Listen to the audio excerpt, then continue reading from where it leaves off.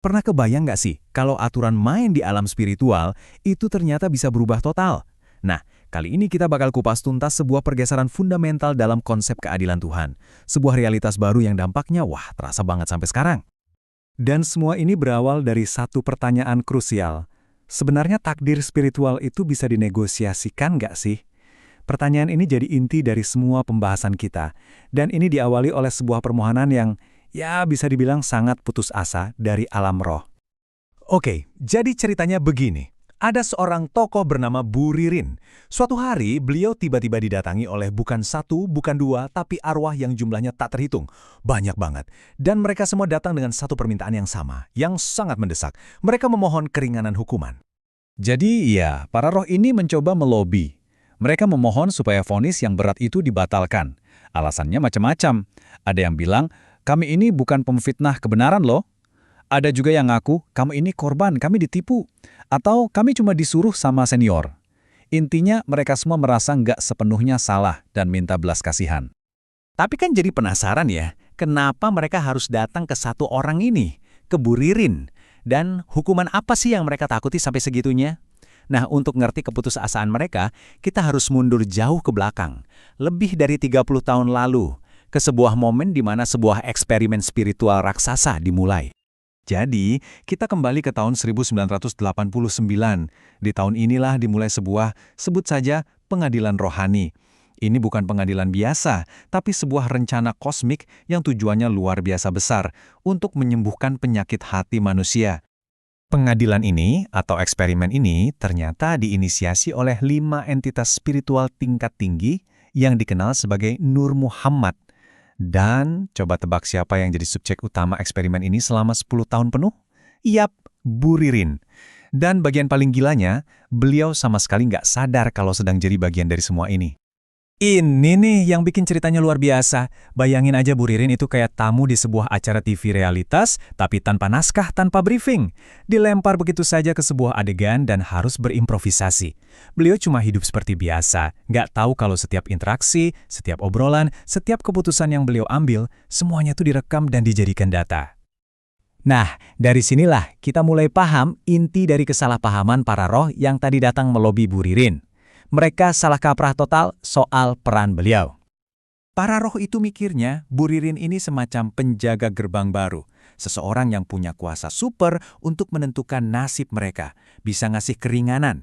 Itu kesalahpahaman besar. Kenyataannya, wah, jauh panggang dari api. Benar-benar kebalikannya.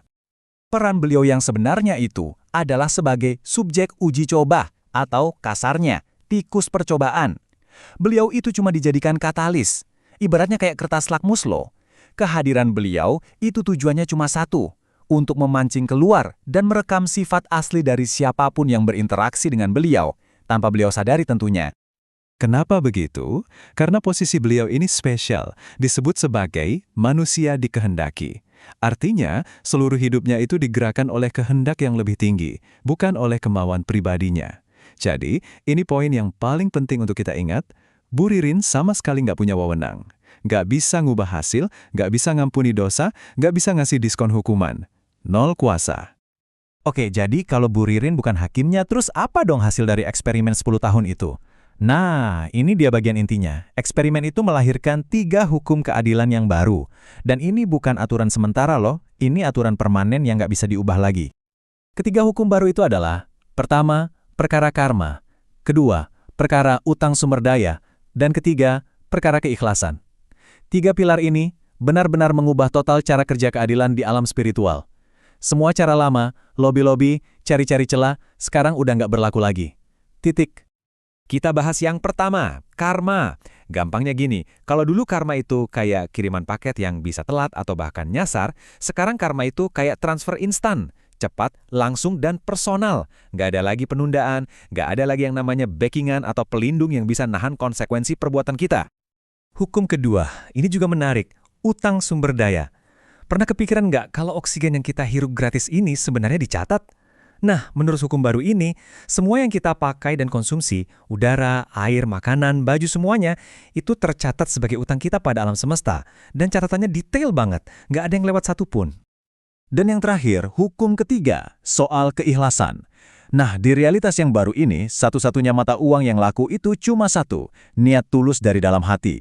Jadi, penilaian itu bukan lagi soal tindakan luarnya, bukan soal seberapa hebat ritualnya atau seberapa manis ucapannya, tapi murni, setulus apa niat di baliknya. Jadi, apa artinya semua ini buat kita? Simple banget.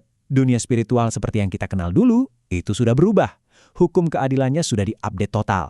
Kita sekarang hidup dalam sebuah realitas rohani yang sama sekali baru. Coba deh kita bandingin. Dulu di dunia lama karma itu lambat dan masih ada perantara yang bisa jadi tameng. Era itu udah selesai. Sekarang kita ada di dunia baru, di mana karma itu secepat kilat, keadilan itu langsung, dan yang paling penting, pertanggungjawabannya 100% individu. Biar lebih gampang bayanginnya, coba pikirin gini. Setiap jiwa itu sekarang punya semacam chip data internal. Chip ini nggak bisa dihack, nggak bisa dirusak. Dan isinya, rekaman semuanya. Setiap pikiran yang terlintas, setiap perasaan yang muncul, setiap tindakan yang kita lakukan. Dengan adanya rekaman digital ini, ya mau lobby gimana lagi? Mau bohong atau nipu, mustahil. Dan jangan kira datanya kecil-kecilan. Skalanya itu bisa sampai petabyte. Cuma untuk satu jiwa dalam satu masa kehidupan. Itu data yang luar biasa besar dan detail. Jadi setiap alibi, setiap pembelaan diri kayak, oh saya nggak tahu atau saya nggak sengaja, itu bisa langsung di cross-check dengan rekaman data yang absolut dan nggak bisa dibantah.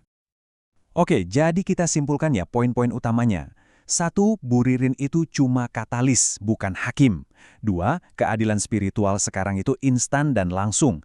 3. Cara-cara lama pakai backingan atau ritual udah nggak relevan. Dan yang paling penting, 4. Pertanggungjawaban sekarang murni urusan pribadi masing-masing. Peta keadilan spiritual udah digambar ulang dan sekarang menuntut tanggung jawab personal yang total dari kita semua. Semua ini akhirnya mengerucut ke satu pertanyaan penutup. Dan ini pertanyaannya sangat personal. Kalau kita terima realitas baru yang serba transparan ini, di mana setiap hati kita punya chip data abadi, pertanyaannya jadi sederhana tapi juga dalam banget. Kira-kira, apa ya isi rekaman di chip data Anda?